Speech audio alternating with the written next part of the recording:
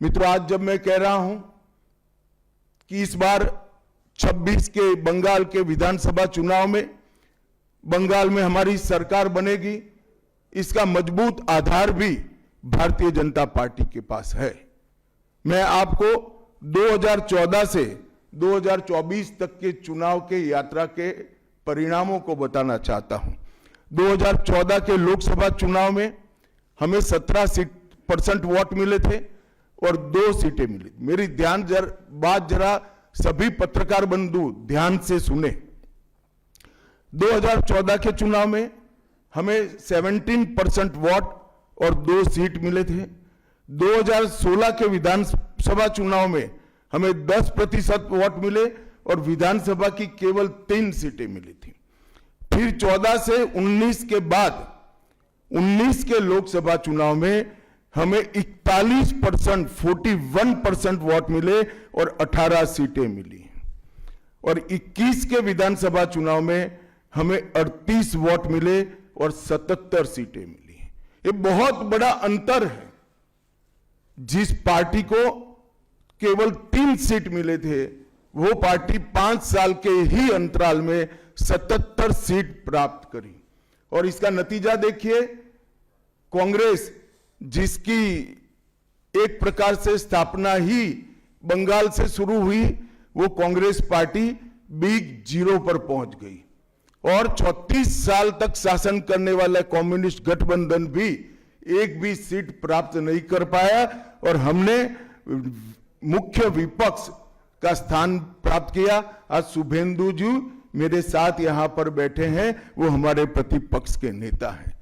24 के चुनाव में भी हमने 39% वोट प्राप्त किया, 12% सीट प्राप्त की, 12 सीटें प्राप्त की और 26 में हम निश्चित रूप से प्रचंड बहुमत के साथ भारतीय जनता पार्टी की सरकार बनाने वाले हैं। मित्रों, ये 24 से अब तक का समय भारतीय जनता पार्टी के लिए बहुत शुभांकर सिद्ध हुआ है। 24 में लगातार तीसरी बार नरेंद्र मोदी जी इस देश के प्रधानमंत्री बने।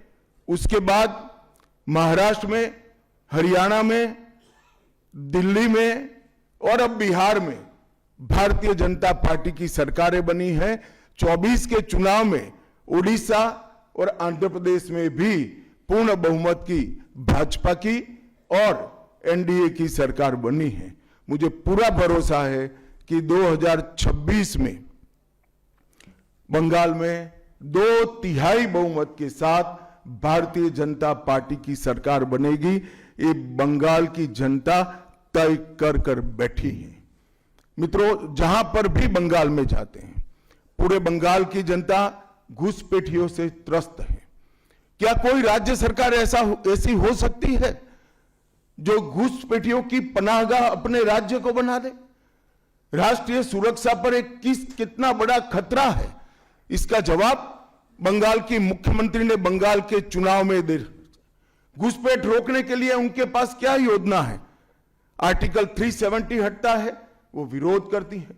सीएए लाकर बंगाल के शरणार्थियों को नागरिकता देने का हम कार्यक्रम करते हैं, वो विरोध करती हैं और वो ठीकरा फोड़ते हैं कि बीएसएफ है, वो रोक नहीं रही है।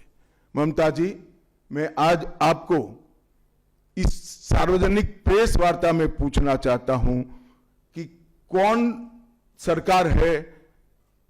सी सरकार है बांग्लादेश की पूरी सीमा पर जो वाड़बंदी करने के लिए, बॉर्डर पर फेंसिंग करने के लिए जमीन नहीं देती है? अगर आप जवाब न दे पाए तो मैं ही देता हूं। आपकी ही सरकार है जो जमीन नहीं देती है, जिसके कारण फेंसिंग का काम समाप्त नहीं होता है। फिर भी भौगोलिक रूप से कठिन सीमा पर से कोई घुस कर आता है तो कहां जाता है? सबसे पहले बंगाल के गांव में जाता है। आपका पटवारी क्या कर रहा है? आपका थाना क्या कर रहा है? क्यों इसको अरेस्ट नहीं किया जाता? क्यों उस पर केस दर्ज नहीं होता? क्यों इसको वापस भेजा नहीं जाता? जवाब है क्या आपके पास? क्या बंगाल की मुख्यमंत्री जवाब दे सकती है कि असम में घुसपैठ क्यों बंद हो गई? त्रिपुरा में घुसपैठ क्यों बंद हो गई? गुजरात और राजस्थान की बॉर्डर पर घुसपैठ क्यों नहीं होती है?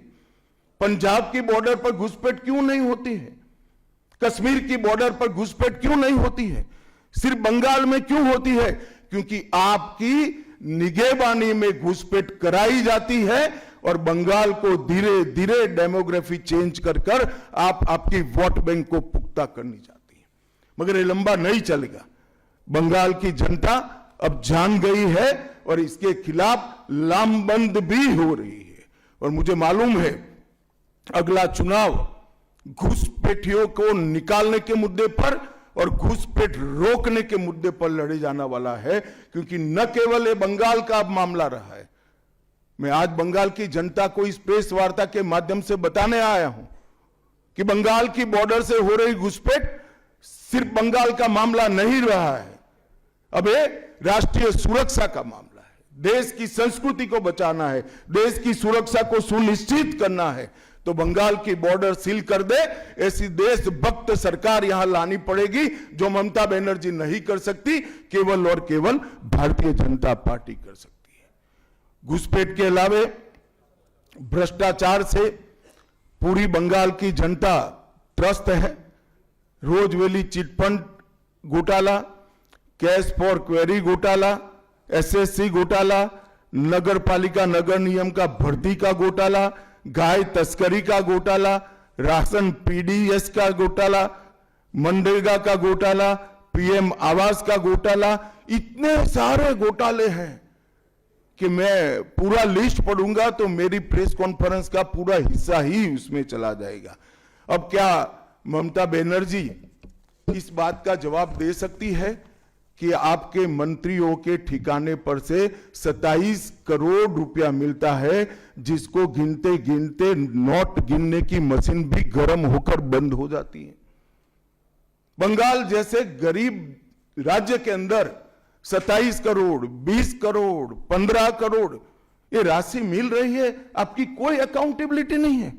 पार्थो चैटर्जी जेल में जाते हैं, ज्योतिप्रिय मलिक जेल में जाते हैं, अनुव्रत मंडल जेल में जाते हैं, जीवन कृष्ण शाह जेल में जाते हैं, माणिक भट्टाचार्य जेल में जाते हैं, चंद्रनाथ सिन्हा जेल में जाते हैं, परेश पाल जेल में जाते हैं, कुंतल घोष जेल में जाते हैं, फिरहाद हकीम वो भी आरोपी बनाए जाते हैं, शोभन चैटर्जी आरोपी बनाए जाते हैं, कुणाल घोष 3 साल जेल में रहकर आते हैं, और आप कहती हैं कि भ्रष्टाचार नहीं हो गया, हो रहा है। आप आंख मूंद लिए ही हो भ्रष्टाचार के लिए, मगर बंगाल की जनता अपनी आंख बंद कर कर नहीं बैठी है। गरीब बंगाल की जनता के अधिकार का पैसा आपकी